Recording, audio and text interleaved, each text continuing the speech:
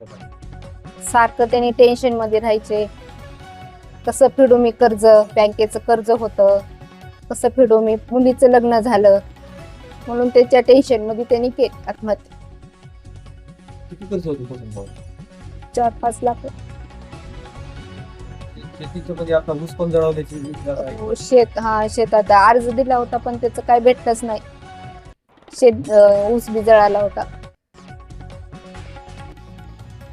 काय मागणी आहे? कर्ज माफ व्हावं. त्यांची परिस्थिती म्हणजे ते शेतकरी होते. जरा शेतीमध्ये आर्थिक अडचणी कारण गेल्या वर्षीपासून दुष्काळ असल्यामुळे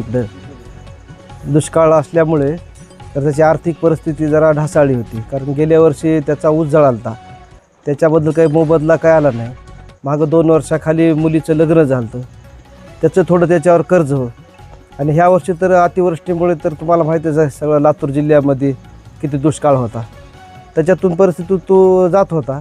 त्याचा मानसिक स्थान घेऊन त्यांनी बहुतेक शेवटचं असं टोक शेतकऱ्यांना जसं आर्थिक परिस्थिती ढासळल्यामुळे त्याने आत्महत्येचा निर्णय घेतला.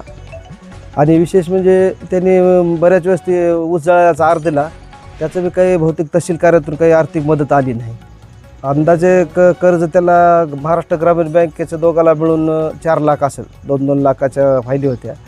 आणि इतर काही गावकऱ्याचं, काही हाताबियाचं, दुकानदाराचं काही देणं, असं एक असं हातोसने काही बऱ्याच जणांचे पैसे घेतलेले, त्याचा त्याला ताण आला. पण म्हणजे त्यांचं म्हणणं असं होतं की चालू बाक्या करून घ्या तर तुम्हाला शेतकऱ्याला फायदा होईल. कारण गव्हर्नमेंटची आट घातली ना, चालू बाकीदाराला 50,000 आणि नाही झाले त्याला कर्जमाफी.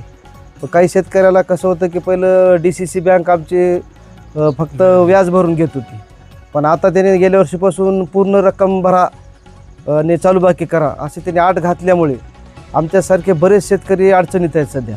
कारण ह्या वर्षी दुष्काळ असल्यामुळे माझं स्वतः 3.5 लाख रुपये कर्ज असून मी भरू शकलो नाही.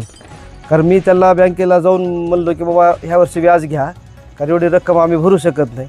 पण बँकेचे कर्मचारी काही सहकार्य करायला तयार नाही. तरी अमित देशमुख आपलं धीरज भैयाला तुमच्या माध्यमातून आम्ही अशी कल्पना देतो की आपण सर्व DCC बँकवाल्याला ह्या वर्षी शेतकऱ्याचे व्याज घेऊन चालू बाकी करून द्यावं, तरच शेतकऱ्याला थोडी मदत होईल अशी विनंती करणार आहेत आम्ही. मुलगा आणि एक मुलगी आहे.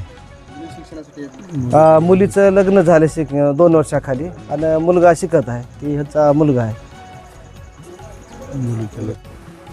काल लिंबाजी मधुकरराव क्षीरसागर यांनी आत्महत्या केली. त्यांच्यावर जवळपास पीक कर्ज आणि सावकारी कर्ज मिळून 4-5 लाख रुपये कर्ज होतं. त्या कर्जाच्या ताणतणावाला कंटाळून त्यांनी आत्महत्या केली. आणि सतत 2 वर्ष झालं आमच्या भागामध्ये नापिकी होत आहे. कुठला विमा मिळत नाही शासनाकडून, कुठलं सहकार्य होत नाही. त्यामुळं ही आत्महत्या करण्याची वेळ या शेतकऱ्यावर आली. अशी वेळ दुसऱ्या शेतकऱ्यावर येऊ नये अशी तुमच्या माध्यमातून शासनाला विनंती करण्यासाठी आम्ही तुमच्यापुढे आज हे आमचं मत व्यक्त करत आहोत.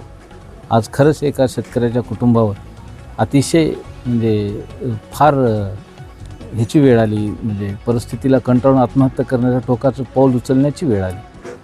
ही शासनाला कुठेतरी बाब लक्षात आणून द्यावी आपल्या माध्यमातून, एवढीच विनंती आपणास करीत आहे.